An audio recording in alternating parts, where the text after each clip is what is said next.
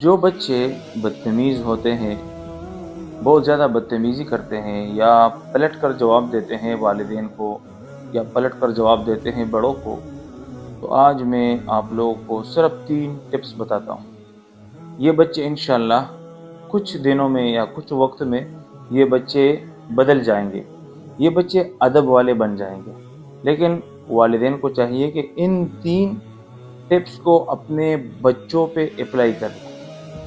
जो बच्चे बदतमीज़ होते हैं, हर वक्त बदतमीज़ी करते हैं और बड़ों को पलट कर जवाब देते हैं, तो पहला उसूल क्या है कि वालिदैन इस बच्चे के साथ ऐसा रवैया इख्तियार कर ले कि जब ये बच्चा बदतमीज़ी करता है तो बदतमीज़ी वाला जो डिमांड है या जो बात करता है बदतमीज़ी के साथ या पलट कर जवाब देता है, तो उस डिमांड को आप इग्नोर कर लें। ये बच्चा जब नरमी से कोई बात करता है तो आप वालिदैन इसको खुशी से पूरा कर लें, लेकिन जब भी ये बदतमीज़ी करता है और कोई डिमांड करता है तो इसको इग्नोर कर ले, उसको पूरा ना करे।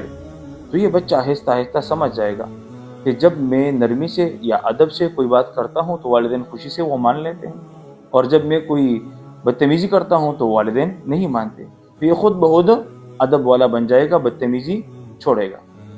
दूसरा असूल क्या है कि जो बच्चे बदतमीज़ी करते हैं तो आप उन बच्चों को मोहब्बत दें और उसकी राय की एहतराम कर लें।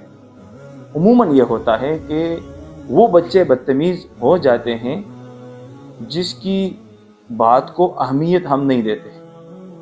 वो आराम से बात करता है, वो नरमी से बात करता है, वो एहतराम से बात करता है, लेकिन हम कहते हैं ये बच्चा अच्छा बच्चा है, ये कुछ नहीं कहता, तो हम उसको इग्नोर करते हैं, हम उल्ट चल रहे हैं। और उसके बजाय जो वो बच्चा है जो हर बात पे ज़िद करता है, चीखता है, बदतमीज़ी करता है, तो हम उस बच्चे से तंग होते हैं। तो जब भी वो रोना धोना शुरू करता है तो हम फ़ौरन उसकी डिमांड को पूरा कर लेते हैं। तो इस रवैये से, इस वालिदैन की इस गलत रवैये की वजह से वो बच्चा जो अदब वाला है, जो एहतराम वाला है, वो भी आहिस्ता आहिस्ता बदतमीज़ बन जाता है। और जो बदतमीज़ है वो तो उसको तो पता है कि जब भी मैं बदतमीज़ी करता हूँ तो वालिदैन बात को मानेगा। बदतमीज़ी के बगैर वालिदैन बात मानता ही नहीं है। अगर हम इसको उल्टा कर ले, जो बच्चा आराम से अदब एहतराम से बात करता है हम फ़ौरन उसको मान लें, और जो बच्चा बदतमीज़ी करता है हम इसको इग्नोर कर लें, तो वो बच्चा जो बदतमीज़ है वो भी अदब वाला, एहतराम वाला और अच्छा बच्चा बन जाएगा। 2 उसूल हो गए। तीसरा उसूल जो बहुत अहम है, हम इसमें बहुत गलती करते हैं, वो क्या है कि आपने सब्र और इस्तिकामत से काम लेना है।